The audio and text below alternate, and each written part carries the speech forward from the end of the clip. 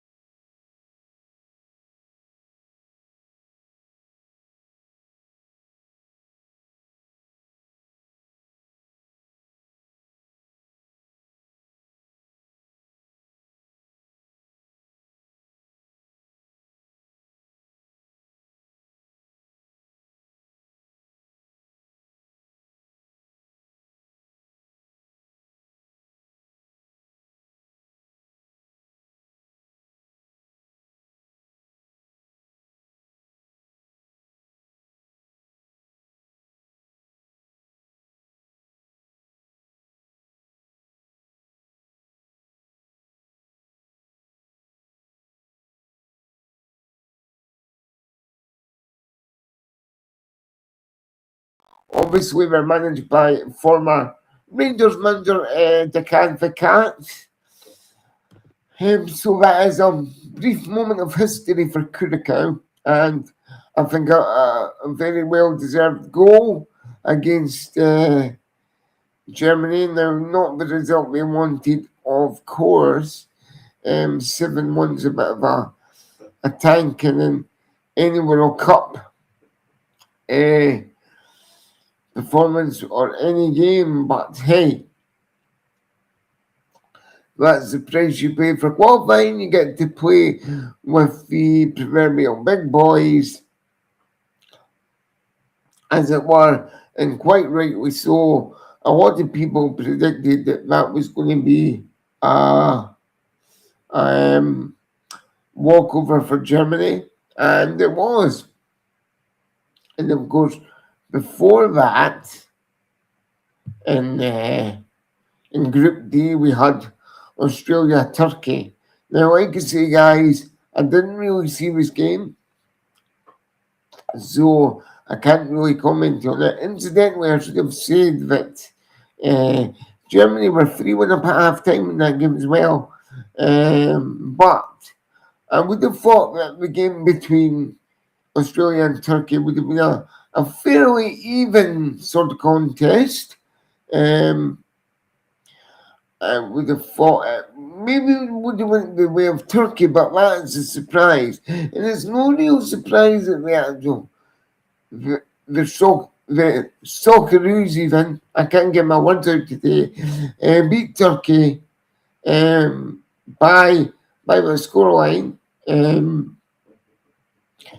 Like I say, the Socceroos have really been coming on to a game in the last sort of 3 to 4 years. We've got some really good players, but I just thought that they might have a European team over a Oceania team would have prevailed at the end of the day. But hey, this is the World Cup. Shocks are going to happen. We've got an even bigger one to talk about in a few minutes' time. And like I say, it's a great winning start uh, for Australia. Now, let's just take a check on the groups. So we will have a look at the groups and we'll see who Australia have next. So just bear with me a second, guys.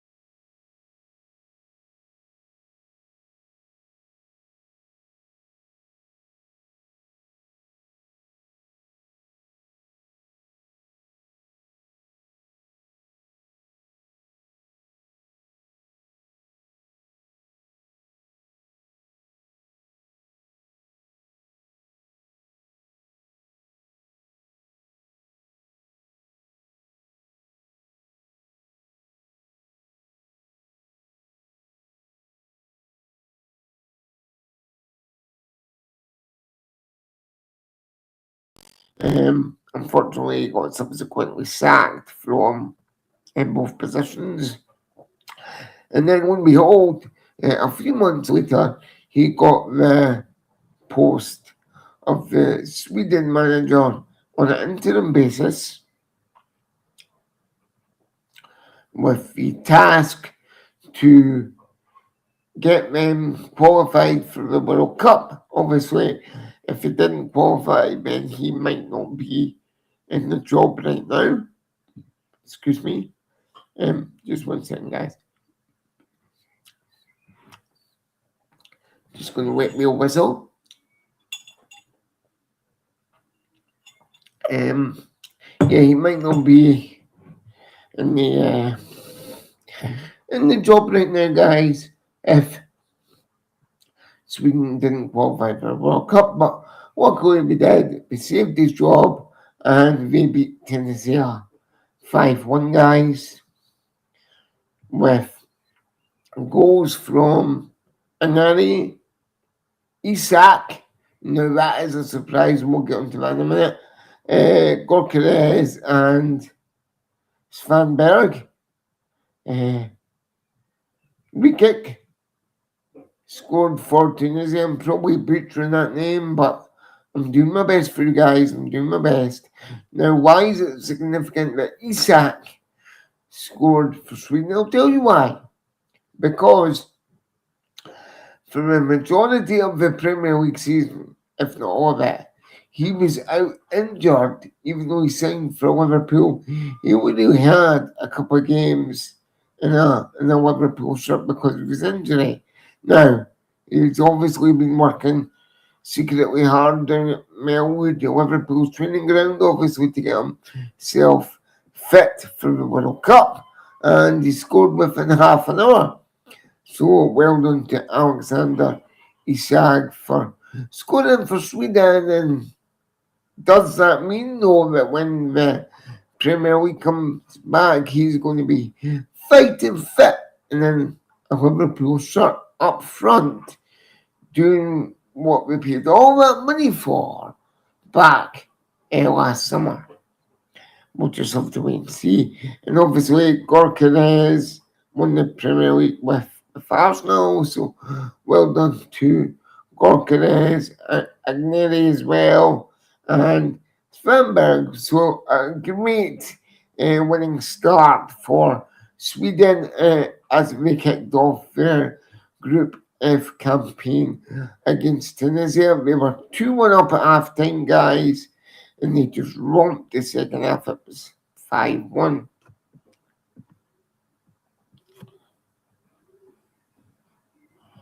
But as well as that, we're not finished yet because last night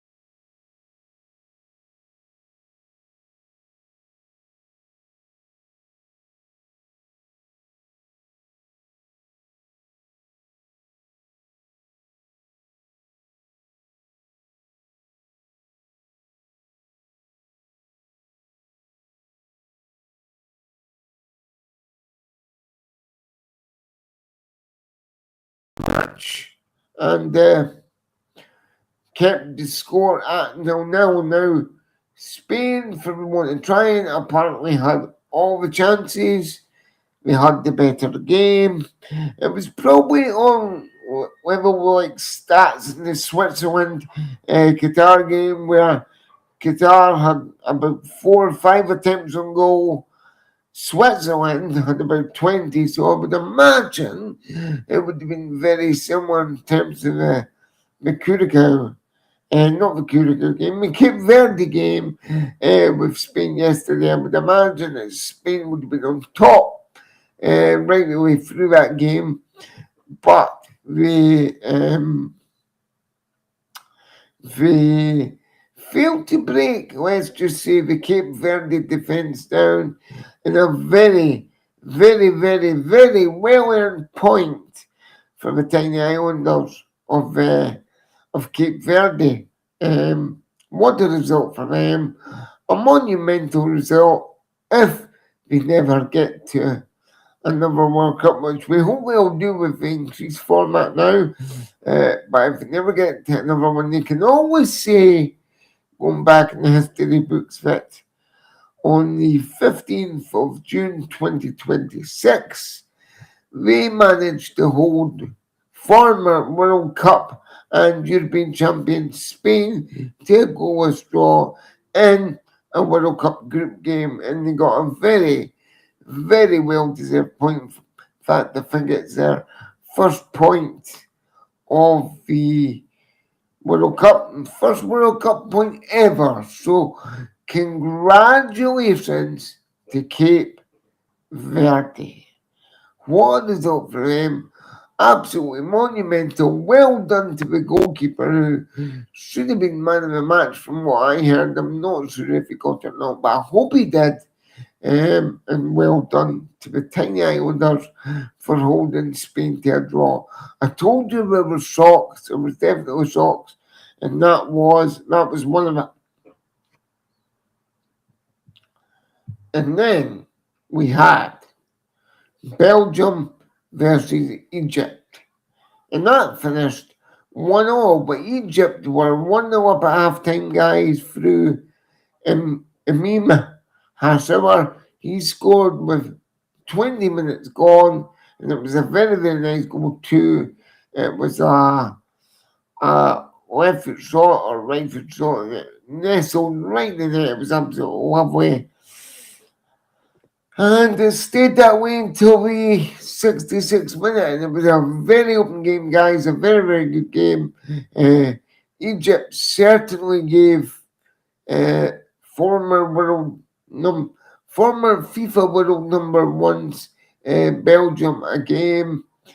I thought they were going to hold out, but in the 65th minute, 66th minute, Martinez, and this was a stroke of genius, guys, he made a substitution.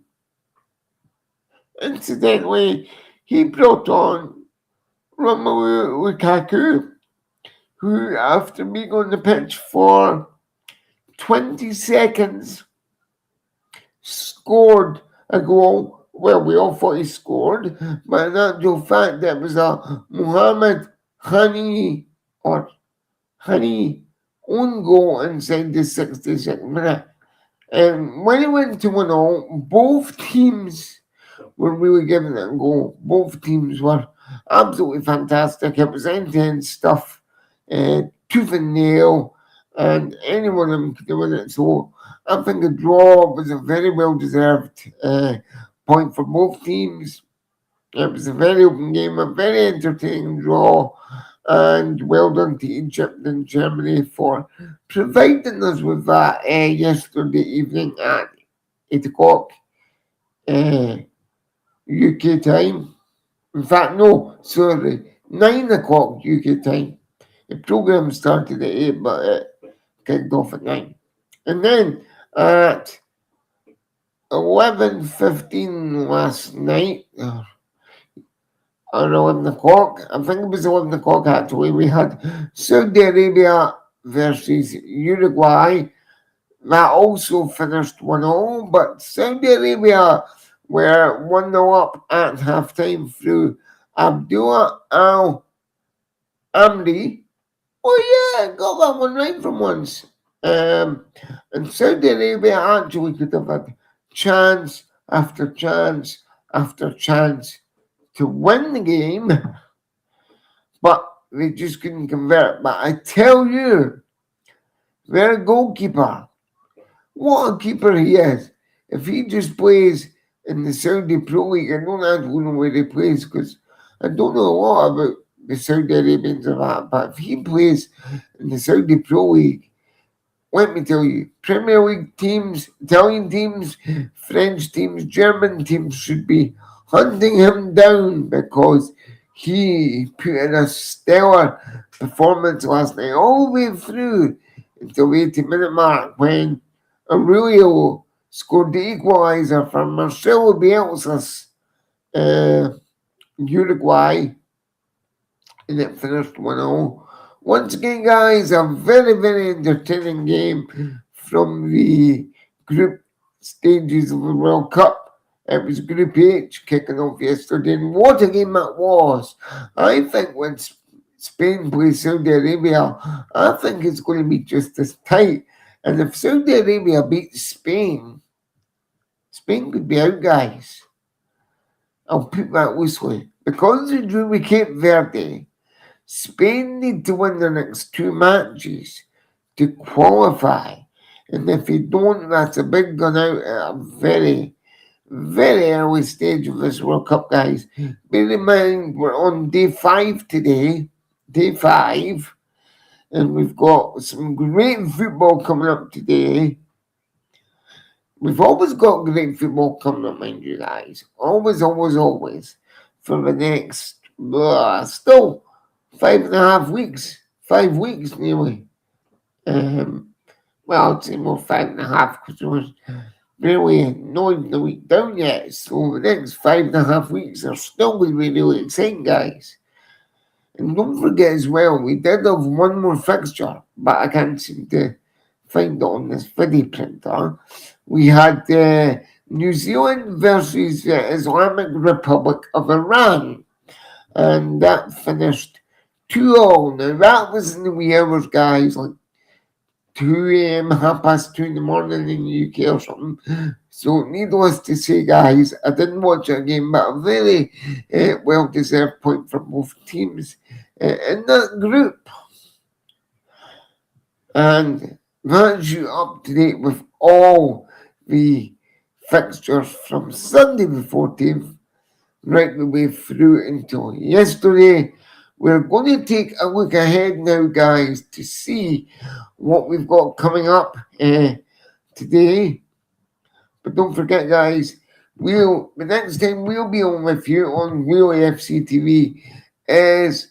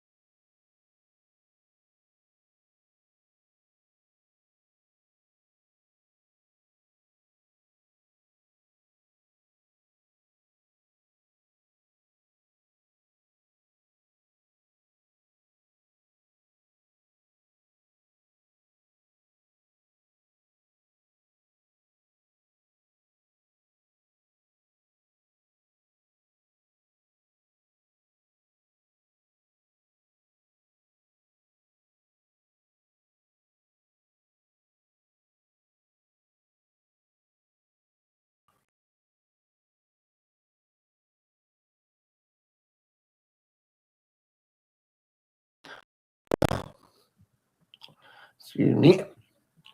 So after that game tonight, again, we'll have more games.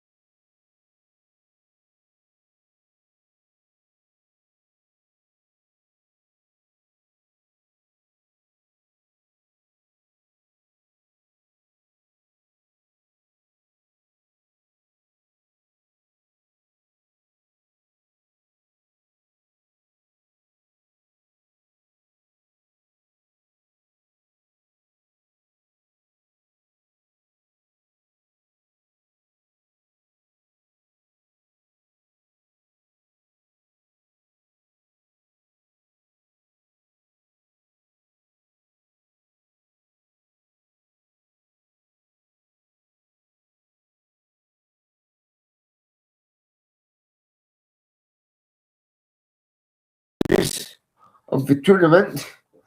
but I don't think it's going to be an easy passage to get past Croatia.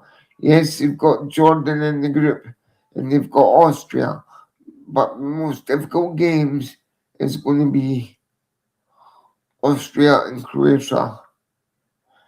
Jordan, not so much. Jordan will be an easy passage, but Austria and Croatia, it's going to be tough, tough, tough. And I think we could struggle in those games, but we'll just have to see.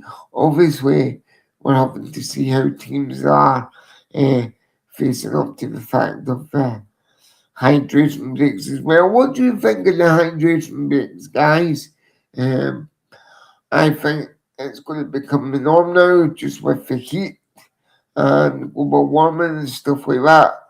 I think it's going to become the norm for us to see hydration breaks. Do you know the only reason they're 3 minutes long is so that USA broadcasters around the world, apart from the BBC, of course, so that we can fit in ad breaks during the games as well. So do let me know your thoughts about um, hydration breaks in the comments below. If you are watching any of the games today, enjoy watching them. Do let me know your thoughts on the games in the comments as well. And we'll be back on Thursday at 2 p.m. again with yet another World Cup review show. Come on, Croatia, Portugal, and Senegal. I think they're going to win tonight. Oh, and Norway as well. I think it's a pretty much open banger for them. So whoever you're wanting to win out of this evening's games, good luck to you. I hope you do. And as always, guys, stay cool, keep it wheelie, and I hope to see you on the next one. Take care, folks, and I will see you back here on Thursday afternoon at 2 p.m. for the next episode in the World Cup Review Show. Bye bye for now, guys, and take care.